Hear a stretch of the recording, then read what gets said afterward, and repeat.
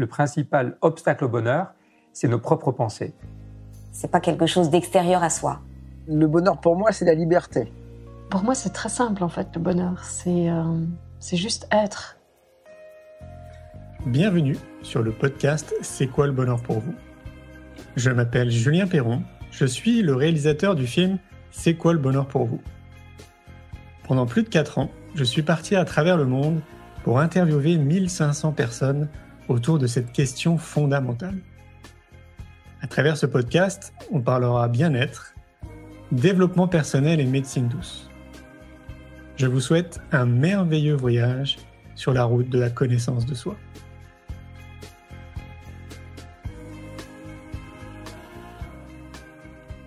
Aujourd'hui, j'ai le plaisir de recevoir Yves-Alexandre Talman.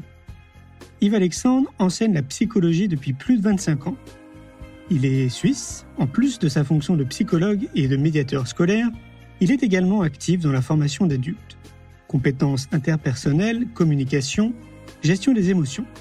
Sa particularité, intégrer les découvertes de la recherche scientifique, quitte à remettre en question certaines idées reçues dans le développement personnel. Je vous souhaite une belle écoute. Salut Yves-Alexandre, comment vas-tu ? Très très bien. Et toi ? Super, merci. Tu as passé une belle journée ? On va dire que j'ai passé une belle journée, tout à fait. Ok, génial. Je vais rappeler un peu le contexte pour comprendre, en fait, pour que les gens comprennent pourquoi on parle de développement personnel et de neurosciences ce soir. Nous, on s'est rencontrés la toute première fois pour le film C'est quoi le bonheur pour vous ? Que je réalisais à l'époque. Et puis depuis, en fait, on a gardé contact de près ou de loin. Il n'y a pas si longtemps, là, tu as intervenu, tu as écrit un article pour le magazine Innovation et Éducation qu'on réalise. Et puis voilà, on se tient plus ou moins au courant comme ça à travers nos informations respectives. Et puis voilà, là, j'avais vraiment envie qu'on parle de tout ça avec toi parce que pour moi, tu es la personne qui me semble la plus qualifiée pour aborder ce sujet. Et oui. Donc, je vais te laisser te présenter pour les personnes qui ne te connaissent pas. Tu es qui, Yves-Alexandre ? Ça, c'est pas la question la plus facile de la soirée quand même. Alors, à défaut de répondre à qui je suis, je peux déjà dire ce que je fais, oui. Comment je passe mon temps, ce qui me passionne. Alors, j'ai une formation lointaine de physicien. Je me suis formé en sciences exactes, comme on dit, aux sciences naturelles. Et puis après, je me suis orienté vers la psychologie, les relations humaines. Souvent, on me demande le pourquoi du comment, mais en définitive, pour moi, c'est pas tellement différent. Le physicien, lui, il essaie de comprendre le monde matériel ou énergétique. Et puis, le psychologue, lui, il essaie de comprendre le monde relationnel ou psychique. Mais la curiosité qui m'anime, c'est on va dire qu'elle est identique. Par contre, le travail n'est pas du tout le même. J'ai bien vite découvert que autant la physique peut être intéressante, autant le job du physicien, c'est d'être derrière des machines à faire tourner des programmes très complexes et faire de temps en temps des petites mesures quand on a la chance d'en faire. Donc, c'est pour ça que je me suis plutôt réorienté vers, on va dire, mes premiers amours, le psychisme et les relations entre les gens. Et dans ce cadre-là, j'ai découvert différents thèmes. Un des premiers qui m'accrochait, c'est la communication interpersonnelle. J'ai fait quelques formations, je me suis rendu compte que j'avais beaucoup de lacunes en la matière. Et puis, j'ai eu envie de partager, donc j'ai créé des ateliers, je me suis lancé. Après, j'ai écrit un premier livre, et puis ça a commencé à créer un sillon, on va dire, où j'ai continué. Maintenant, ça fait plus de 20 ans que j'anime des ateliers de formation continue, principalement pour les adultes.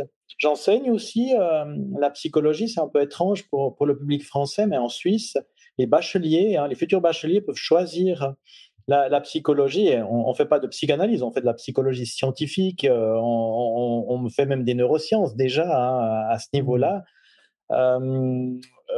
Et puis voilà, après je me suis, on va dire par rapport à ce qui nous intéresse, je suis tombé un petit peu dans la soupe de la psychologie positive. Parce que le bonheur, oui, mais pas à n'importe quel prix, j'ai envie de dire. Pour moi, le prix de la science, il est important. Autrement dit, je m'intéresse assez peu au bonheur traité par les philosophes, Mais moi, je m'intéresse au bonheur tel que mesuré, on va dire, plus objectivement, hein, si tant est qu'on puisse le faire, à travers une méthodologie rigoureuse qu'on trouve justement dans la discipline de la psychologie. Alors ça m'a vraiment passionné à l'époque et j'en ai écrit justement quelques idées, soit à travers des cahiers d'exercices qui ont eu pas mal de succès ou de livres hein, sur les idées de la psychologie positive. Mais je dois dire, pour continuer cette petite description, que allez, c'est un peu difficile de le dire en étant précis, mais je reste une personne qui revendique l'esprit critique. J'ai trouvé que dans le domaine de la psychologie positive, il y a eu énormément de, comment dire ça, de personnes qui se sont emparées des thèmes pour les diffuser, mais en simplifiant un petit peu ou en éliminant la nuance. Et moi, j'essaie quand même de garder ceci, quitte parfois à remettre en cause des idées reçues, notamment sur le bonheur. Et c'est comme ça que récemment, je me suis plongé dans ce qu'on appelle la deuxième vague de la psychologie positive, qui n'a encore pas atteint la France, à mon avis. Même si on en entend parler, les livres n'ont pas été traduits et qui est bigrement intéressante parce que justement, là, on peut faire le lien aussi avec ce qu'on découvre dans les neurosciences, donc le fonctionnement du cerveau. Voilà, en quelques mots, mais ça a pris déjà pas mal de mots. Alors, du coup, tu dis qu'il y a des fausses idées. Alors, ce serait quoi ces fausses idées?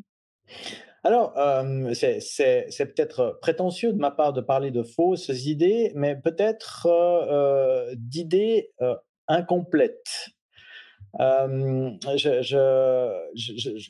je travaille maintenant, soit sous forme de conférences ou d'ateliers sur le bonheur, je prends comme point d'ancrage une étude qui est parue moi, en 2013 sous la plume d'un psychologue qui est un touche-à-tout et qui a fait beaucoup de belles choses, qui s'appelle Roy Baumeister.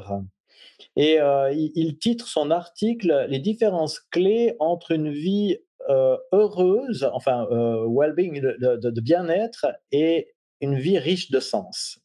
Okay. Et il est vrai que si on prend la psychologie positive telle qu'elle a été beaucoup diffusée, on parle de bien-être. Du reste, bien-être subjectif et bonheur dans la psychologie positive, c'est souvent un rendu synonyme. Et bien-être subjectif, ça se mesure par les émotions agréables, beaucoup d'émotions agréables, peu d'émotions désagréables et satisfaction au niveau de sa vie. Ça, ce sont les mesures classiques.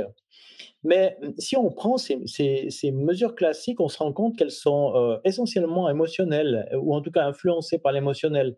De façon assez amusante, quand on demande à quelqu'un s'il est satisfait de son existence en entier, la météo qu'il fait ce jour influence le résultat. Donc on voit qu'il y a des paramètres là-dedans qui devraient pas y être.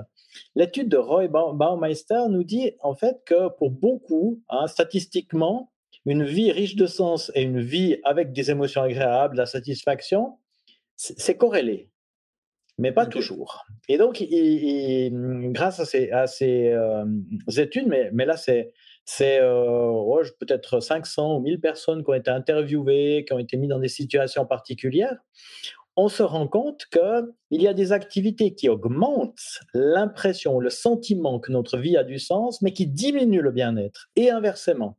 On a des activités qui augmentent le bien-être, mais qui diminuent l'impression que notre vie a du sens. Je donne tout de suite un exemple, parce que ça paraît bizarre.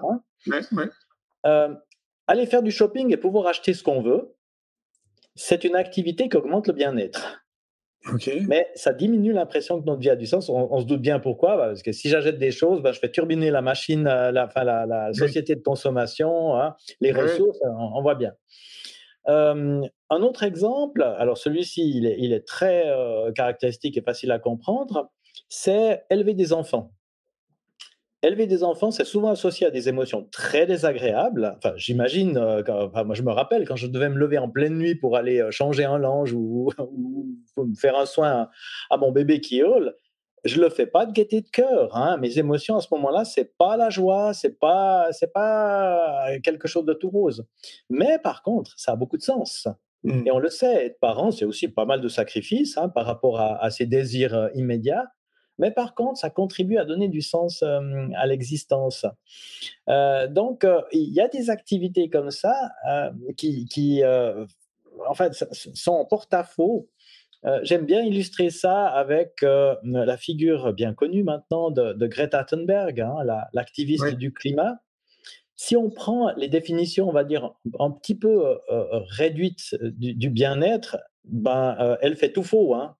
La pauvre, elle vit pas le moment présent, pas du tout. Hein. Elle s'inquiète d'un avenir qui est encore pas là. Il commence à venir, mais bon, il est pas là. Elle s'inquiète de l'avenir. Elle vit des émotions terribles hein, quand on la voit discuter avec les dirigeants. C'est de la hargne. Hein. Elle dit je veux que vous ayez peur. Et elle le dit. Elle a presque la rage ou même elle l'a. Donc elle vit pas des émotions agréables. Elle vit beaucoup d'émotions désagréables. Elle a peur. Et puis elle vit pas l'instant présent. Donc elle fait tout faux en termes de bien-être. Mais par contre, je suis persuadé que le soir, quand elle s'endort, elle doit quand même se dire que tout ça, ça vaut la peine. Ben oui. Qu'elle contribue, hein, elle contribue à quelque chose. Autrement dit, on arrive à l'idée qu'en termes de bonheur, contribuer à quelque chose qui nous dépasse, à une cause qui nous dépasse, même si ça exige le sacrifice du bien-être, ça peut valoir le coup. Alors bien sûr, si on peut avoir les deux à la fois, pourquoi rechigner ? Mais ça veut dire qu'on est en train d'ouvrir la définition du bonheur aussi sur le sens. Alors ça avait déjà été fait hein, par les pères de la psychologie positive, mais on est passé un petit peu plus dans la vague de il faut beaucoup d'émotions agréables, il faut vivre de la reconnaissance, il faut vivre l'instant présent, enfin ce genre de choses où on voit qu'à trop se ferrer dans l'instant présent, et à l'apprécier, peut-être qu'on oublie de contribuer hein, à l'avenir qui va nous attendre. Oui, d'ailleurs, c'est... tu sais, quand je réalisais le film C'est quoi le bonheur pour vous, j'ai interviewé 1500 personnes, justement. Et en fait, je me suis aperçu notamment de ça. C'est-à-dire que, alors déjà, il y a un ingrédient, tu sais, c'est cette fameuse étude d'Harvard qui a duré 75 ans, qui montre que le plus important, finalement, c'est quand même les liens sociaux et la qualité, en fait, des liens sociaux. Mais au-delà de ça, ce que j'ai découvert, alors je sais plus si c'est en deuxième ou en troisième, mais c'est clair que donner du sens à ce que tu fais était vraiment quelque chose de très important, et surtout donner du sens. Donc, c'est important, mais de te sentir utile en fait pour quelque chose, c'est-à-dire que ça te dépasse, tu vois, que ce soit, je sais pas, pour l'humanité, pour quelque chose qui te dépasse, quoi. Ouais. Et le paradoxe sur lequel on tombe maintenant, alors c'est un sondage IFOP il y a quelques années qu'il l'a mis en lumière. J'ai repris ça dans une de mes chroniques dans Cerveau et Psycho.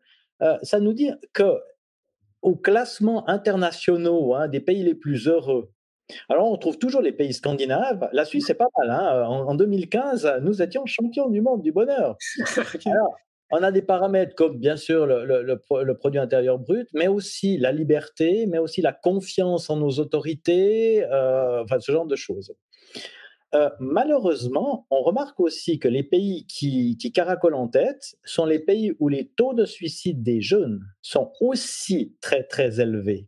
De l'autre côté, vous avez des pays comme la Sierra Leone ou autres, où pourtant il ne fait pas bon vivre, où on n'est même pas sûr d'arriver vivant le soir. Enfin, là, je caricature, mais en gros, voilà, il y a des conflits, il y a de la pauvreté, mais les gens ont beaucoup plus l'impression que leur vie a du sens. Ouais, ça nous dit cette chose-là, qu'on a plus de facilité à trouver le sens quand le bien-être n'est pas là. Autrement dit, dans des contextes difficiles. Pour ça, on peut prendre peut-être une image un petit peu plus optimiste, mais on la trouve chez le psychologue Dan Ariely. Il a écrit pas mal là-dessus, puis sur notre irrationalité, les biais cognitifs. Et il parle de l'alpiniste. Et il dit, moi, je connais des alpinistes, mais en gros, l'alpinisme de haut niveau, gravir les 8000, on va dire, vraiment, c'est que de la souffrance. Et si on lit, nous, on a Mike Horn chez nous, mais si on lit ces aventures, c'est que de la souffrance, de la douleur, de la souffrance. Mais ça a du sens. Et donc, ça dit bien que parfois, on peut chercher le sens, et on le trouve peut-être plus quand on n'est pas dans le bien-être. Mais d'ailleurs, ce qui est étonnant, c'est que ces mêmes personnes-là, j'en ai interviewé certaines, elles ne se connaissent pas, mais elles avaient un discours commun, c'était assez étonnant. Le fait d'aller vivre ces expériences qui sont extrêmes, très clairement, c'est extrême, pour toutes ces personnes-là, c'est qu'elles se sentaient vivantes C'est quand ça. elles vivaient en fait ces expériences-là. Donc, elles vont vivre ces expériences très dures pour se sentir vivants, ce qui est quand même assez étonnant. Hein. Donc, Ouais, évidemment, ils ont le goût du challenge aussi, hein, forcément, mais c'est vraiment en fait, c'est là où ils se sentent le plus vivants, quoi. ouais, c'est ça. Puis alors on a ce concept d'adversité qui vient nous titiller et qui fait écho à d'autres recherches maintenant qui parlent du confort et en Mmh. fait qui nous disent que plus on recherche et qu'on trouve le confort et moins on voit de sens. Et surtout, plus on recherche le confort et plus on contribue à ce qu'on devrait maintenant éviter, c'est-à-dire à dilapider les ressources, notamment énergétiques de notre planète, à la polluer et puis à amener les dérèglements climatiques. Mais si on y réfléchit bien, c'est vrai que cette notion de confort qu'on recherche comme une forme de bien-être, on la paye d'un prix de plus en plus exorbitant. Ouais, Ça, mais là, c'est pour dire qu'il y a un peu de retour, de brainstorming au niveau de cette question du bonheur mais carrément. qui dépasse l'image d'Épinal, on va dire. Ouais, mais là, moi, j'ai envie d'aller un peu plus loin dans la réflexion parce que est-ce que ça serait pas la société en réalité qui nous conditionne à vouloir être dans le confort? Est-ce que Bah c'est oui. vraiment, tu vois, une constante et une dominante de l'être humain de se dire, bah moi, je veux être absolument dans le confort? Est-ce que c'est pas toute cette société de consommation en fait qui nous pousse à aller dans cette direction? Ouais. Oh oui, Est-ce qu'on Je dis pas tout à qu'il fait. faut se déresponsabiliser de ça, mais je trouve que, à mon avis, l'impact, il est assez fort quand même. Oh oui. Oh Ouais. oui. C'est pour ça qu'on a maintenant des mouvements de minimalisme ou de décroissance. Enfin, ça c'est encore un peu, enfin, ça sonne un petit peu exotique, Oui. mais ça a du sens, quelque part. Pourquoi les gens prennent leur voiture privée plutôt qu'un transport en commun? Bah, c'est une question de confort, mais le jour où c'est plus confortable de prendre le transport en commun parce qu'on est bloqué dans les bouchons à respirer les gaz d'échappement des autres, on va changer, hein? Bah oui, c'est ça. Ouais. Ouais, alors là, la tendance, je sais pas si c'est le cas en Suisse, mais déjà, je crois que vous êtes un peu plus avancé que nous au niveau du vélo. Mais là, je suis tombé sur une étude il y a pas si longtemps, je sais pas, ça remonte à 2 3 semaines en France. Il y a un objectif apparemment de l'État, c'est de faire en sorte qu'il y ait au moins 12% des Français qui utilisent leur vélo. Et là, je Mmh. crois qu'on est à peine à 3 ou 4%. Donc ça va aussi dans ce sens-là. Mais je crois qu'en Suisse, vous êtes beaucoup plus, vous, quand même déjà, à intégrer le vélo, non? Depuis longtemps? Alors, je pourrais pas comparer, mais en tout cas, il y a de réels efforts qui sont faits et puis, alors bon, il y a des incitations, on peut donner quelques centaines d'euros à celui qui achète un vélo, par Oui. exemple, mais surtout, alors, chez nous, c'est un petit peu plus drastique, on enlève les places de parc pour les voitures, Ah bah on voilà. remplace ça par des bandes cyclables. Ah voilà. Et puis, en gros, prendre ça moi je travaille, je suis en périphérie de la ville, où je travaille principalement.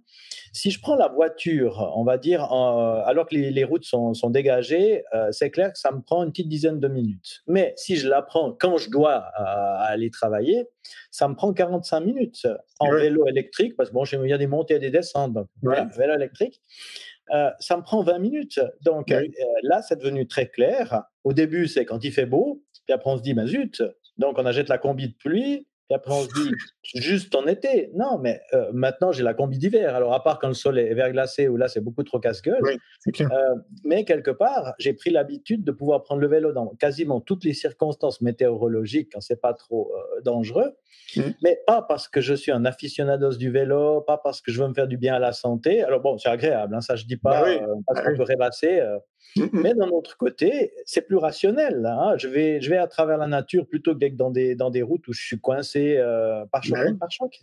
Ouais, ouais, c'est clair. Alors, comment tu réussi à faire le parallèle entre développement personnel et neurosciences? Ouais, j'ai presque envie de dire: «Comment peut-on ne pas faire le parallèle?» Dans le OK. sens où à l'heure actuelle, j'ai l'impression que toute bonne psychologie, elle va trouver son écho dans les neurosciences. C'est-à-dire on va pas simplement, identifier des mécanismes, psychologiques, mais on va voir quels sont les soubassements, au niveau, si ce n'est des neurones, au moins des aires cérébrales. Heu, je prends l'exemple de la motivation. Enfin, je prends ce thème-là parce que c'est mon dernier ouvrage, et qui alors lui, il remet pas mal de choses, en question, hein. Quand je dis «il remet», évidemment, moi je fais pas de la recherche, moi je fais de la diffusion de recherche, hein. Je compile des idées Et puis, j'essaye de voir comment ces idées, elles peuvent donner de nouvelles pistes sans devoir se coltiner les articles de recherche qui sont en anglais. Voilà. Donc, si je prends la motivation, en termes classiques, on parle de motivation intrinsèque et de motivation extrinsèque. Alors déjà, il faut qu'on se mette d'accord. Pour beaucoup de personnes, motivation intrinsèque qui vient de l'intérieur, motivation extrinsèque qui vient de l'extérieur, punition, récompense. Mais en fait, si on lit les articles initiaux de Deshi et Ryan sur la théorie de l'autodétermination, on voit que ce n'est pas ça. La motivation extrinsèque, elle est beaucoup plus large que simplement la recherche de récompense et l'évitement de punition. Les chercheurs nous disent la motivation extrinsèque, en fait, elle différencie le moyen et la fin. Alors, la motivation intrinsèque, elle identifie, elle rend égal le moyen et la fin. Ça veut dire quoi ? Si, par exemple, je regarde une série télévisée parce que ça me fait plaisir, pour mon plaisir, c'est une motivation dite intrinsèque. Si maintenant je regarde la même série, mais je mets le canal anglais, je me dis comme ça développe mes compétences dans la langue de Shakespeare, alors ça devient une motivation aussi partiellement extrinsèque. Donc j'utilise la série pour une fin qui n'est pas elle-même, mais mes compétences d'anglais. Alors ça, c'est le cadre initial. Et puis maintenant, les neurosciences, là-dedans, la motivation intrinsèque pour le plaisir, c'est ce qu'on appelle le circuit de la récompense. Et le circuit de la récompense, on fait le lien avec ce qu'on disait tout à l'heure. C'est un élément de notre psychisme qui est extrêmement mis à contribution dans notre société de consommation. C'est les désirs, faire parce que j'ai envie. Dans mon travail de psychologue, de médiateur en établissement scolaire, j'ai beaucoup d'élèves qui viennent avec cette question de démotivation. Je suis démotivé. Et en discutant avec eux, on comprend assez vite que ce n'est pas une démotivation, c'est un manque d'envie. Donc, c'est comme si l'élève imaginait qu'il devait avoir envie de suivre un cours, d'apprendre une matière. Alors, bien sûr que ça apparaît, heureusement, et on a des pédagogies qui aident à aller dans ce sens-là. Mais parfois, et même assez souvent dans les études, surtout les études après de haut niveau, on doit faire des choses qu'on n'aime pas, mais elles font partie d'un programme. Et après, dans la vie professionnelle aussi, il y a plein d'activités que l'on va faire, dans la vie domestique, les corvées ménagères, que l'on fait sans qu'on en ait envie. Alors, on peut aller touiller dans la marmite de l'envie avec le circuit de la récompense. Mais qu'est-ce qu'on fait si on regarde maintenant une partie de notre jeunesse, la moyenne de consommation de smartphones par jour, pour un jeune, on va dire, de 15 ans et plus, c'est plus de 3h30, on est à 4 heures. Ça veut dire quoi ? Ça veut dire que son circuit de la récompense, il est facilement hacké par ces technologies qui offrent de la gratification immédiate sur quelques clics, tout de suite, on va le dire comme ça. Donc les neurosciences nous parlent de ça, elles nous disent, voilà, c'est le circuit du plaisir, c'est le circuit de l'addiction. Et puis si on va là-dedans, on encourage encore plus, on en veut encore plus, de plus en plus, comme dans les addictions. Je prends de l'alcool, il m'en faut plus pour avoir le même effet, ou je prends de la nicotine, il faut que j'augmente ma dose, ou je prends de l'Internet, il m'en faut plus, encore et encore. Et ce que l'on voit, c'est que par exemple, quand on travaille avec la motivation dite extrinsèque, ce n'est pas la même partie du cerveau qui est active, c'est le cortex préfrontal. Là où on a les fonctions dites exécutives, comme on le conceptualise aujourd'hui. Donc, ça nous dit, tiens, si un jeune aimerait se remotiver pour continuer son cursus scolaire, par exemple pour obtenir un diplôme ou peu importe, pour jouer d'un instrument de musique, pour atteindre un objectif sportif, alors, dans les envies, c'est difficile d'aller manœuvrer. Mais par contre, à ce niveau-là, c'est pas si compliqué. On a donné une piste royale tout à l'heure. Du moment où je vois l'utilité de mon action, même si ça me plaît pas, je peux y consentir. Je peux me donner de la peine parce que le but, lui, il a une importance. Mais on peut aussi utiliser d'autres leviers par rapport à ça. Et c'est là où on voit bien que psychologie, je ressens une envie de faire quelque chose, j'ai du plaisir à la faire, ou bien je décide de faire telle action pour obtenir tel résultat. c'est pas les mêmes parties du cerveau et ça se manœuvre pas de la même façon. Mais est-ce que tu penses que ça reviendrait à dire qu'on aurait tout intérêt à essayer de comprendre un peu comment fonctionne notre cerveau le plus tôt possible? Oui. Ouais. Oui, quelque part, de comprendre ça, ça aide aussi après à voir pourquoi on agit, comment on le fait. Je donnerai un exemple qui est un petit peu différent, mais comme ça, on vise large. C'est ce qu'on appelle l'état d'esprit ou mindset, si on ne traduit pas. Moi, quand j'interviens maintenant sur apprendre à apprendre, ou bien ce genre d'aide aux personnes apprenantes pour faire large, on dit comme ça, il y a deux façons de considérer les bons résultats qu'on obtient à l'école, disons. La première, c'est de dire on est doué, on est intelligent, on a un QI super élevé. Puis la deuxième, c'est de dire on a beaucoup travaillé, on a des bonnes méthodes de travail. La première, c'est ce qu'on appelle un état d'esprit fixe ou fixiste. En gros, si je réussis, c'est pas je suis doué. Résultat, si je me plante, c'est que je suis pas aussi doué que je croyais. Donc, ça amène le jeune en question, l'élève, à éviter de poser des questions quand il est embarrassé, parce que ça vous pourrait signaler qu'il n'est pas si doué que ça. Puis, que lorsqu'il peut choisir des activités, il va se rabattre sur des activités faciles. Il ne va pas se challenger, parce que s'il rate, ça remet complètement son image en cause. Par contre, celui qui a un état d'esprit de progression, comme on dit, lui, il va demander de l'aide, parce que c'est normal qu'il rencontre des difficultés. Et il dit, moi, je veux progresser, ça n'a rien à voir avec mon intelligence, ça a à voir avec ce que j'apprends. Hein. Donc, on est dans quelque chose de beaucoup plus dynamique. C'est des personnes qui vont chercher des challenges, qui demandent de l'aide. Donc, on voit que ça donne des orientations différentes. Et là où c'est intéressant, c'est qu'on a eu une étude où un neuroscientifique est venu expliquer, parce que derrière tout ça, il y a le cerveau, toujours bien sûr, qui est venu expliquer que en modifiant son état d'esprit, par rapport aux mathématiques, le fameux « je suis nul en maths », alors on arrivait à inverser la tendance, c'est-à-dire à faire en sorte que les personnes avec des difficultés dans cette discipline crochent davantage, et l'intervention unique à ce niveau-là amène sur la fin de l'année scolaire où ça a été mis en exergue à une nette amélioration des personnes qui ont changé leur état d'esprit. Donc de dire, vous voyez, votre cerveau vous joue des tours en vous faisant penser que c'est pas si vous êtes doué ou pas doué, que vous êtes nul ou que vous êtes brillant. Et puis si les enseignants, ils en rajoutent une couche, puis les parents derrière, c'est encore pire, bien évidemment. Mais vous voyez, si vous changez ça, il se passe quelque chose. Et effectivement, après, derrière, on a des résultats qui changent. Ouais, mais alors là, la question, à mon avis, que certains doivent se poser, c'est comment on fait pour changer notre état d'esprit? On élimine l'idée déjà qu'on puisse être doué, intelligent, brillant, ou l'inverse, nul. Moi, je suis enseignant aussi, comme je l'ai dit.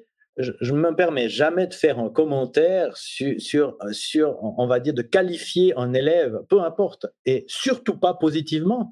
C'est un piège. Le premier de classe, alors, je peux en dire beaucoup sur le piège du premier de classe. C'est certainement autant dramatique, mais pas sur le même bout de la courbe de Gauss que ce que tu disais par rapport à ton parcours avec des troubles 10. Mais on est stigmatisé. Le premier de classe, quand il ne fait pas la meilleure note, il y a tout le monde qui lui saute dessus en disant « Ah, mais tu n'es pas aussi doué que ça ». Alors, c'est terrible, certains, je peux citer des choses terribles où en médiation scolaire, j'ai eu une jeune femme qui s'apprêtait à passer le baccalauréat, première de sa classe, quasiment première de sa volée, vraiment vantée par tous les profs, puis qui vient vers moi, puis qui me dit « Ah, vous savez, c'est terrible, c'est dramatique ». Elle lève son bout d'habit, et puis il y a les scarifications, et puis elle s'automutile. Donc, de dire de l'extérieur… alors, pour répondre à ta question plus concrètement, Carol Dweck a écrit un livre sur les états d'esprit. Il est traduit en français, il est même en livre de poche. Mais on trouve beaucoup d'informations sur Internet, sur le comment. Mais je me permets un petit clin d'œil. Même chose avec les couples. Okay. État d'esprit fixe pour les couples, trouver la bonne personne. État d'esprit de progression pour les couples, trouver une personne avec laquelle je m'entends bien, avec laquelle il y a du feeling et de l'échange, et nourrir la relation pour en faire quelque chose de magnifique. On voit qu'on est vite tenté par ces étiquettes qu'on se colle dessus et qu'on colle sur les gens. Ça fait écho aussi à ce qu'on a dans le thème du non-jugement, pour être dans quelque chose de connexe. Ouais, mais là, du coup, pour moi, on en revient à ce que je dis et ce que je prêche là depuis une dizaine d'années. En fait, tout part de l'éducation. Parce que pour un adulte, ça me semble beaucoup plus compliqué et voire plus long en fonction de chaque individu. Ouais. Quelque part, en fait, de se déconditionner de tout ce qu'on a appris, c'est-à-dire en fait le regard qu'on porte sur la société, sur les événements, sur nous, sur plein de choses. Alors que si dès le départ, en fait, mais c'est sociétal, pour moi, c'est pas que l'éducation, c'est pas que l'école ni les parents, c'est vraiment un projet sociétal. Si on accompagne le plus tôt possible les individus dans le domaine de la connaissance de soi, donc y compris aussi, pourquoi pas, comprendre les mécanismes de notre cerveau qui nous concernent tous, bah là, en réalité, on gagne un temps fou. J'ai l'impression qu'on ferait des choix beaucoup plus éclairés, qu'on serait beaucoup plus en connexion avec nos propres valeurs, peut-être qu'on donnerait plus de sens justement dans notre vie personnelle et professionnelle. T'es convaincu de ça, toi aussi, que tout part de l'éducation au final ? Je suis convaincu que l'éducation joue un rôle important et qu'on peut faire beaucoup. Après, de dire que tout part de ceci, je mettrais quand même une nuance. Alors, premièrement, parce que moi, j'ai un rôle de rééducation. J'aime bien cette idée. Quand on atteint l'âge adulte, on doit se rééduquer. Ça veut dire que même si on a eu une superbe éducation, on va regarder dans le rétroviseur. Et puis, on va faire le tri. On va dire, OK, ça, c'est bon pour moi, je prends, je garde. Ça, c'est pas super top, hop, je renvoie à qui de droit, mais je prends pas, ou je change ma croyance, je modifie mon... Bon, alors là où il y a la nuance, c'est ce qu'on appelle l'éducation non partagée en termes techniques. Et l'exemple va être un petit peu tragique, mais bon, disons. Je fais tout ce qu'il faut pour donner les meilleurs outils à mon gamin. OK ? Vraiment, je fais le maximum. Donc, c'est un jeune qui est ouvert, qui a confiance en les autres, qui a confiance en lui. Il va faire son footing à la forêt. Il se fait agresser sexuellement par une bande de cinglés. Et au moment même où ça arrive, clac, il se retourne, il perd confiance, le monde est dangereux, etc. Donc, ça veut dire que malgré l'éducation, un événement a le pouvoir. Alors évidemment, celui qui a déjà de bonnes ressources et qui a de la résilience interne va peut-être moins risquer, mais on n'est pas à l'abri de ceci, d'événements de vie comme ça, aussi dans l'autre sens, bien sûr, qui peut amener une personne fermée, cabossée, tout d'un coup à s'épanouir. Donc, quand tu dis tout part de l'éducation, j'ai envie de dire que l'éducation fait beaucoup, mais après, il y a le parcours de vie quand même qui module ça et qui si je le dis, c'est aussi pour déculpabiliser les parents, parce que si tout part de l'éducation, puis qu'on voit que nos enfants, ma foi, ne prennent pas les chemins qu'on a imaginés pour eux, puis que c'est pas aussi épanouissant, après on se dit que j'ai fait de faux. Oui, non, ce que je veux dire par là, c'est, en fait, moi j'imagine plutôt une société idéale, parce que à l'heure d'aujourd'hui, on voit bien en fait que le savoir-être et la connaissance de soi ne fait pas partie de nos sociétés respectives, quoi. Alors un peu plus dans certains pays, mais globalement c'est pas le cas. On est plutôt tenté de faire des gentils consommateurs, quoi, plutôt que des personnes, tu vois, qui réfléchissent. Et donc c'est pour ça, pour moi, c'est une version idéale, mais qui, pour moi, c'est pas si utopiste que ça. Donc je reviens à ce que je disais, c'est que si justement on nous accompagne le plus tôt à nous connaître en réalité, parce que moi j'ai vraiment l'impression qu'il y a 80% de la population qui se connaît pas en fait, qui passe totalement à côté d'elle-même. Et donc je me dis que si on fait cette démarche-là, justement d'apprendre à se connaître, mais dans tout ce que ça englobe, c'est assez vaste. On dit que c'est le chemin d'une vie, de cheminer vers soi. Et donc là, peut-être que du coup, on ferait des choix, parce que là, je te rejoins, effectivement, il y a l'éducation et après, il y a tous les choix qu'on fait, toutes les décisions qu'on prend dans notre quotidien, qui est déconnecté un peu de notre éducation. Là, je me dis peut-être qu'on ferait des choix plus éclairés, justement, tu vois. Alors, je te rejoins sur ce point-là. Par contre, je pense qu'on définit la connaissance de soi un tantinet différemment.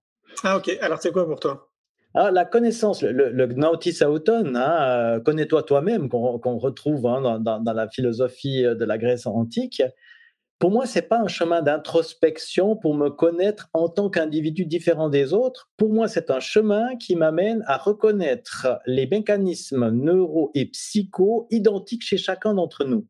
C'est de connaître le fonctionnement de l'esprit, mais pas ma particularité à moi. Ça m'arrive parfois de commencer des formations, mais c'est un petit peu provoquant quand même, de dire, vous savez, moi, je suis une statistique. Je ne prétends pas être un type différent et unique. Je pense que je fais partie des statistiques. Ça m'aide beaucoup dans la vie. Si je regarde les tabelles de risque du cancer du côlon en fonction de mon âge, je ne me dis pas, mais je suis végétarien, mais je fais du sport, je fais ça. Je me dis, mon risque, il est tant, donc je fais la prévention qu'on me propose à ce moment-là. Ça aide quand même beaucoup. Ça combat le biais d'optimisme. Mais ça ne m'arrivera pas, moi, parce que je suis différent des autres. Alors, au-delà de la petite boutade, si je reprends le thème de la motivation, parce que ça va nous expliquer comment ça marche, se connaître soi-même, c'est savoir que le calcul motivationnel que fait notre cerveau va intégrer dans l'équation, et on la connaît l'équation, c'est ça qui est fantastique, la notion du délai. Alors, en pédagogie, on connaît bien cette expérience de Walter Mischel qu'on appelle le test du marshmallow. On met des enfants, des petits, des préscolaires, assis devant une table où il y a un bonbon, un marshmallow, une guimauve. Puis on dit à l'enfant, tu peux la manger tout de suite, mais si tu attends quelques minutes, le temps que j'aille faire ce que j'ai à faire et que je reviens, je t'en donne un deuxième, tu en as deux. Puis là, après, on voit, c'est une expérience cruelle pour les petits. C'est comme si pour nous, on met quelque chose, voilà, on met devant un fumeur qui n'a pas fumé une cigarette, puis on dit, mais tu dois attendre si tu en veux une deuxième. Voilà. Alors après, on peut se dire, alors se connaître soi-même, savoir pourquoi je craque ou pourquoi je craque pas. Et puis les neuroscientifiques, accompagnés ici des économistes comportementaux, cette discipline particulière de la psychologie qui s'intéresse à comment on prend nos décisions, elle a mis en évidence le mécanisme qu'on appelle en fait la dévaluation hyperbolique, c'est-à-dire en substance, mais c'est valable pour tout le monde, justement, c'est ça qui est intéressant, que notre cerveau a tendance à privilégier les petites récompenses immédiates ou imminentes au détriment, très souvent, des grandes récompenses lointaines. Par exemple, je préfère fumer ma cigarette plutôt qu'être en santé 15 ans plus tard, ou je préfère manger des viennoiseries, enfin des choses qui sont peut-être pas bonnes pour ma santé, mes artères, au détriment justement de mon bien-être physique plus tard. Pour le jeune, je préfère regarder un épisode d'une série sur le smartphone ou faire un jeu vidéo ou consulter les réseaux sociaux plutôt que de réviser pour passer l'examen. Et on voit que ça explique malheureusement pas mal de choses par rapport au réchauffement climatique. Je préfère encore aller à l'autre bout du monde avec un avion maintenant plutôt que de me priver pour avoir un avenir qui soit, on va dire, plus viable. Alors, l'intérêt, justement, c'est de savoir qu'on fonctionne comme ça. Et que pour moi, ce sera peut-être les sucreries. Pour toi, ce sera peut-être, non, toi tu es sportif, donc ce ne sera pas le sport. Mais pour certains, ce sera rester sur le sofa plutôt que d'aller bouger. Pour d'autres, ce sera la cigarette. Pour d'autres, ce sera encore autre chose. Après, là, on a nos différences. Mais le mécanisme qui fait qu'on est soumis à une tentation qui va devenir trop grande, c'est quelque chose d'endémique. C'est quelque chose qui nous concerne tous. Et donc après, on peut voir les pistes qui existent pour faire en sorte que le piège ne se referme pas sur nous. Je suis sûr que ça intéresse les gens, mais c'est facile à dire. C'est le pré-engagement. En gros, il est beaucoup plus facile d'éviter une tentation plutôt que de résister à une tentation. Et voilà, ok. Alors attends, j'essaie de faire la différence là. Alors, quelque part, Roy Baumeister, de nouveau lui, c'est un de mes mentors quand même, ce gars. Roy Baumeister a étudié l'histoire du self-control ou de la volonté, comme on l'appelle chez nous. Et donc, il a demandé à des gens de remplir des questionnaires qui permettaient d'évaluer jusqu'à quel point ils avaient du self-control ou de la volonté ou de la discipline, c'est un peu synonyme. Et puis, il a demandé aussi aux proches de ces gens d'évaluer. Et puis, il s'est rendu compte d'une chose. Il s'est rendu compte que les gens qui ont des scores plus hauts sur ces échelles de self-control et de volonté sont des gens qui ont une vie où il y a beaucoup moins de tentations. La conclusion est la suivante. Les gens qui ont de la volonté ne l'utilisent pas au sens le plus courant du terme. Avoir de la volonté, c'est faire en sorte de ne pas devoir résister. En gros, j'ai beaucoup de volonté de ne pas manger du chocolat que je n'ai pas dans mes placards. Ah, ok, d'accord. C'est ça l'histoire. Okay. C'est ce qu'on appelle le pré-engagement. Choisir avant d'être confronté au renversement des préférences, parce que tout d'un coup, mon cerveau, il fait turbiner le circuit de la récompense. Et puis là, c'est trop tard. Je vois, donc du coup, on pourrait reprendre aussi l'exemple de, justement, pour moi, c'est un peu comme de l'anticipation. Tu es au supermarché, tu vois des tablettes de chocolat, tu vas pas y aller parce que tu sais, en fait, potentiellement ce qui va se passer, quoi. Ouais.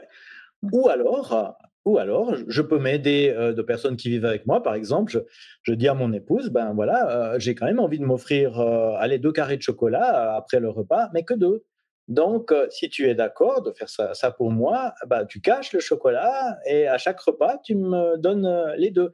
En gros, quand on ne peut pas compter sur son cortex préfrontal, on compte sur celui de quelqu'un d'autre. Ce que les parents font pour leur enfant déjà, mais c'est là où on arrive à cette figure. Pour moi, ça, c'est le summum de la liberté humaine et de la puissance cérébrale que l'on a entre les 2 oreilles.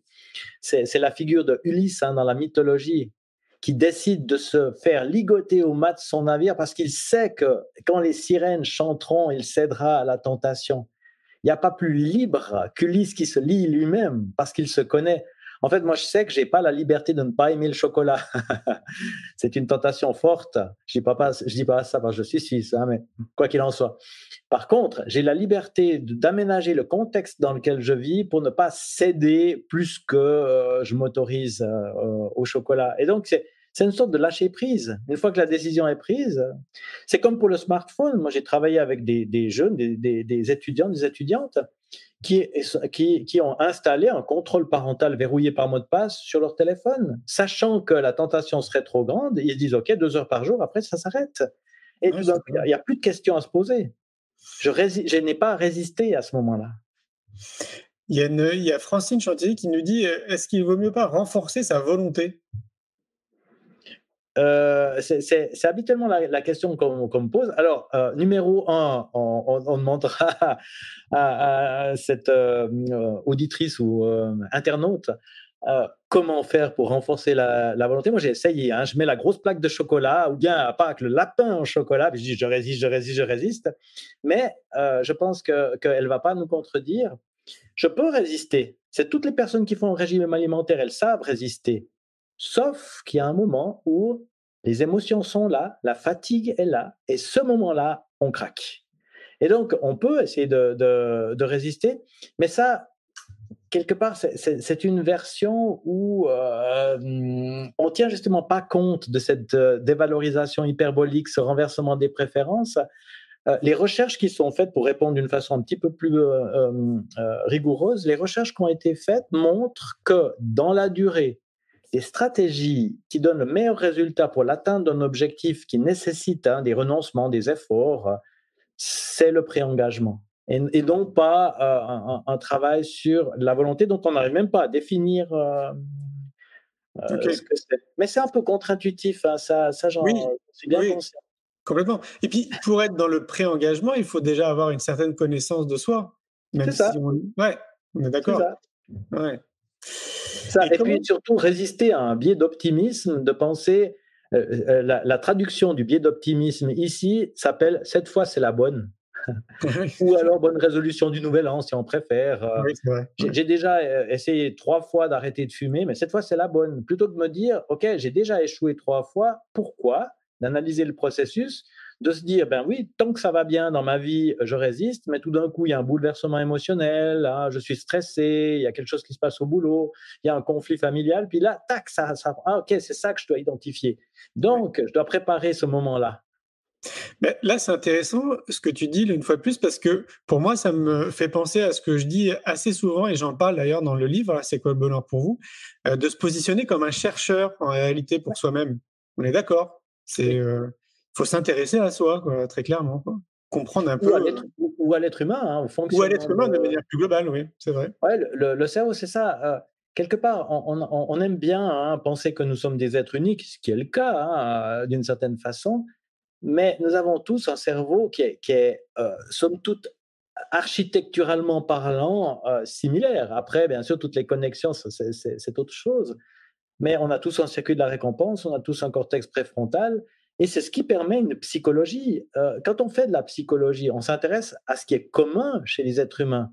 Moi, dans mon travail de psychologue, je ne peux pas partir de rien, de ex nihilo, comme on dit, en me disant cette personne est totalement unique, je ne sais pas comment elle fonctionne, je n'ai pas un alien qui vient d'une autre planète et qui est constitué différemment. J'ai un être humain qui vit, qui souffre, qui jouit, qui apprécie, qui veut, qui a envie. Et ça, c'est une expérience justement qu'on peut regrouper dans des grands mécanismes. C'est pour ça que je disais, il n'y a pas tellement de différence, si on veut bien, entre le physicien qui essaye de comprendre les lois de la nature et le psychologue qui essaie de comprendre les lois du fonctionnement de l'esprit, dans ce sens-là. Mais même Freud, qui est un champion de l'introspection, certainement le champion de toute catégorie, lui, il a identifié des mécanismes qui sont censés être présents chez chacun d'entre nous. S'il parle du moi, du surmoi, du ça, il ne dit pas que c'est différent d'une personne à l'autre. Le contenu, certainement, de la pulsion sera différent qu'on y trouve. Mais voilà, pulsion de vie, pulsion de moi, tout le monde a la même enseigne, nous dit-il quand même. Oui, c'est ça. Mais c'est ce qui est peut-être d'ailleurs pas évident, alors que ça paraît si simple à comprendre pour beaucoup d'entre nous, c'est que c'est comme s'il y avait un mode d'emploi, en réalité, qui nous concerne tous, quelque part, quoi. Ouais. Ouais, c'est ça. Alors, on peut se dire, je vais pas prendre leçon de conduite, je vais essayer par moi-même de comprendre comment ma voiture, enfin une voiture ou peu importe, un véhicule fonctionne. On y arrivera. Je pense qu'on peut en peu de temps se débrouiller pour maîtriser plus ou moins le véhicule. Mais quand même, quand on nous explique comment ça marche et qu'on nous donne quelques leçons, alors là, c'est une toute autre affaire. On peut devenir un as. Mais oui, ouais, c'est ça. Donc, on peut considérer, parce que moi, si je me réfère à l'année où j'ai créé mon entreprise, c'est-à-dire en 2003, je trouve qu'à l'époque, il y avait quand même très peu d'ouvrages, de livres, notamment aussi dans le monde du développement personnel, de la connaissance de soi. Il y en avait très peu, quoi. Vraiment, on était, je me rappelle, j'allais à Virgin, sur les Champs-Élysées, à Paris. Il y avait peut-être une dizaine de livres, tu vois, max, qui étaient à l'heure d'aujourd'hui, là, 2023. On a des champs entiers de livres autour de la connaissance de soi, de la psychologie, des mécanismes de notre cerveau. Il y a des conférenciers brillants aussi qui parlent de tout ça. On a plein d'informations qui sont en accès gratuit aussi sur Internet, pour ceux, en tout cas, qui auront envie d'avoir plus d'informations et qui se poseraient la question. Je trouve qu'à l'heure d'aujourd'hui, si on a envie de comprendre notre mode d'emploi, c'est accessible, quoi. Il y a plein de personnes qui l'ont dévulgarisé aussi. Enfin, voilà, je crois qu'on peut vraiment se dire que c'est une très bonne nouvelle. Si vous avez envie de vous comprendre, on a tout ce qu'il faut autour de nous, quoi. J'ai envie à nouveau d'apporter un tout petit bémol. Il y en a tellement que parfois c'est difficile de s'y retrouver, parce qu'il y a aussi pas mal de contradictions, et puis peut-être tout n'a pas la même qualité non plus. Et puis, des fois, on s'y perd un peu. C'est pas rare que des personnes viennent en consultation et disent « mais j'ai essayé de faire ceci, de faire cela, j'ai lu tel livre, mais voilà, il manquait quelque chose, ou bien ça n'a pas été compris de la façon la plus adéquate ». On le voit avec Internet, il y a aussi beaucoup de désinformation qui fait que parfois, après, on va sur des chemins qui sont pas les plus épanouissants aussi. Oui. On a Claude Bouéouki, excuse-moi Claude, si je prononce mal ton nom de famille. Pensez-vous que le surmoi est le même au Mozambique et à Dunkerque?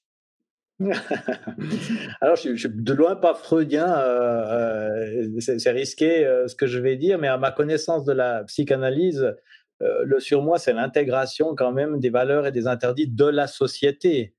Et donc, si dans ces deux sociétés, les interdits et les valeurs ne sont pas les mêmes, on pourrait prendre un autre exemple, j'ai envie de dire tristement d'actualité.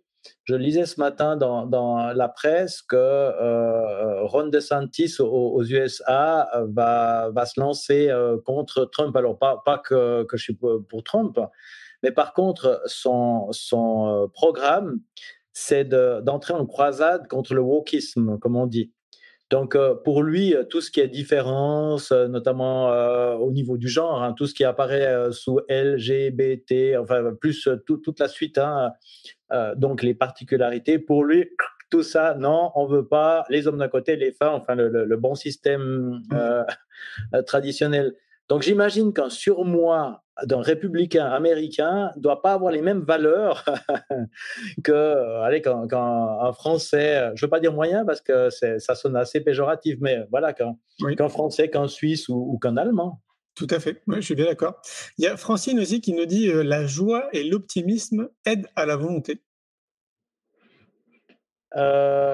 Oui, dans le sens que le stress est toujours un facteur aggravant dans tous les troubles psychiques. Quand on regarde les déclenchements, que ce soit un trouble alimentaire, une dépression, que sais-je, c'est principalement dans des moments de stress avec une haute intensité. Donc, si la joie, la sérénité, c'est aussi une diminution, une absence de stress, ou un stress positif, ce qu'on appelle un eustress, alors, dans ce sens-là, oui. Et on sait, il y a un petit copain qui est venu. Exactement. Et effectivement, là, on sait que les émotions. Moi, je ne prends pas le terme positif. Ça, c'est un terme qui a disparu de mon vocabulaire. Les émotions peuvent être agréables ou désagréables, mais toutes les émotions sont positives puisqu'elles nous apprennent quelque chose sur nous-mêmes. Donc, oui. Et ça permet justement de rebondir. Alors qu'il y a encore quelques années, on disait rechercher à avoir davantage d'émotions positives. Maintenant, on a un nouveau terme qui est apparu. On parle de hémodiversité. Okay. C'est un petit peu comme au niveau de l'écologie. Si dans un système écologique, on va booster une espèce au détriment des autres, on risque de détruire l'équilibre. Okay. Et donc maintenant, on est plus dans l'idée que, et la recherche soutient cette idée, la santé au niveau mental et au niveau physique semble corrélée au fait de vivre toutes les émotions, pas beaucoup d'émotions agréables et peu d'émotions désagréables, mais d'être capable de vivre toute la gamme. Okay. Ce que nous disent les sages quand même depuis assez longtemps, accueillir aussi la tristesse, la peur, la colère, la culpabilité, la honte, enfin ces émotions-là, et les intégrer plutôt que de vouloir à tout prix aller dans le positif, dans l'optimisme.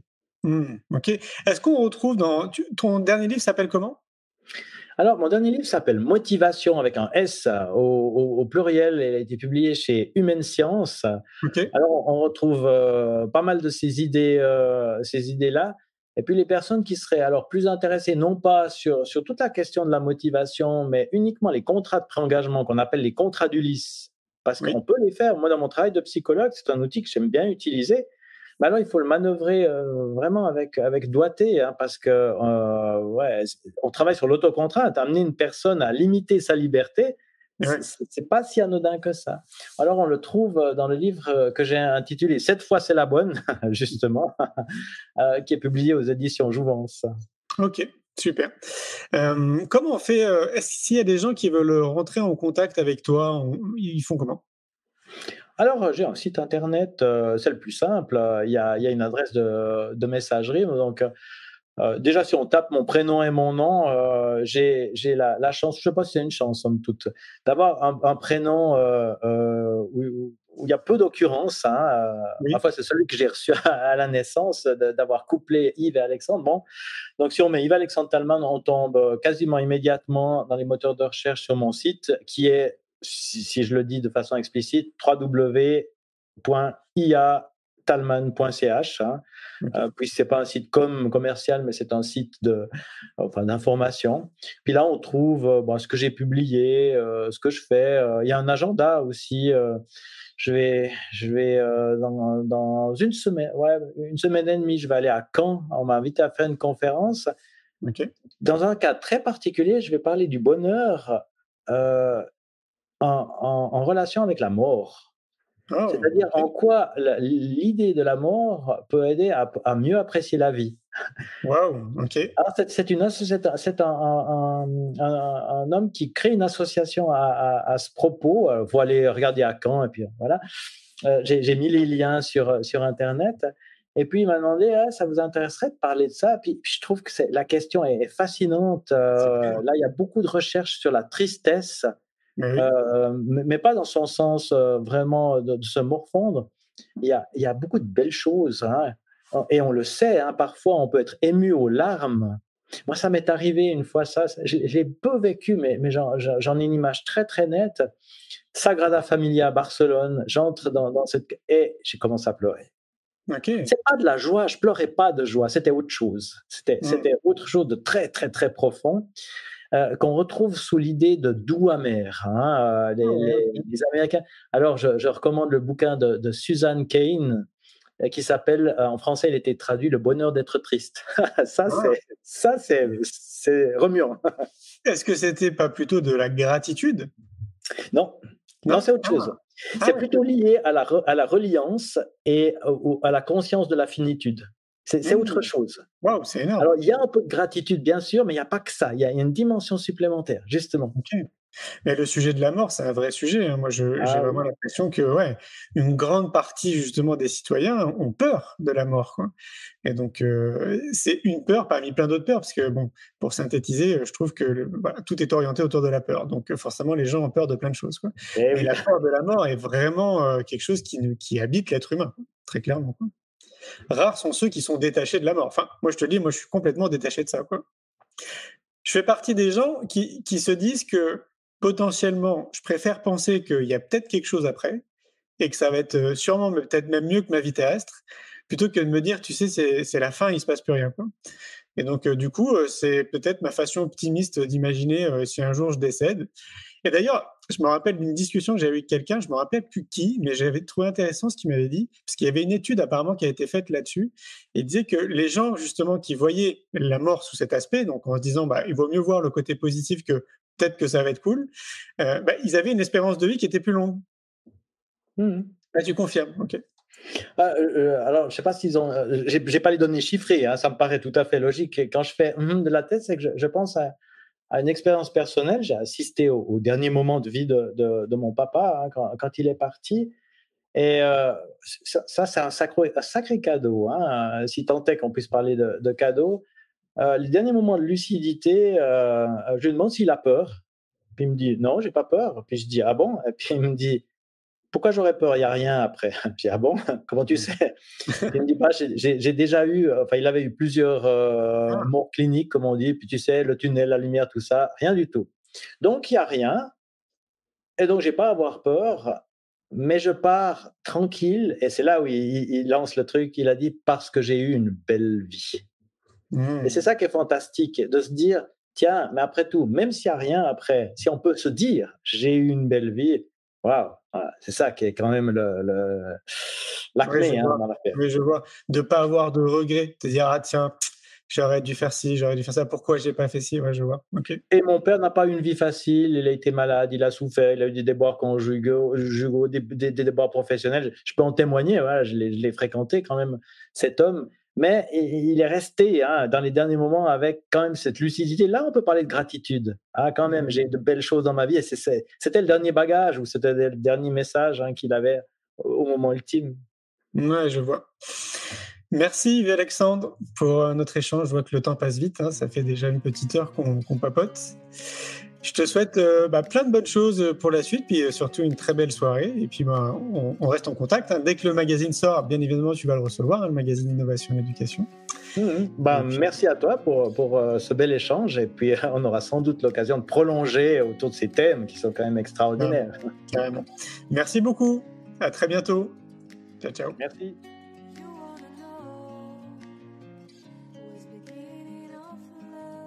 Un grand merci pour votre écoute. J'espère que vous avez passé un bon moment avec nous. Pour prolonger l'expérience C'est quoi le bonheur pour vous et continuer votre cheminement sur la connaissance de soi, je vous invite vivement à lire mon livre C'est quoi le bonheur pour vous que vous trouverez dans toutes les librairies. Jouez et amusez-vous avec le jeu de cartes entre amis, avec des inconnus, dans le monde de l'entreprise, à l'école.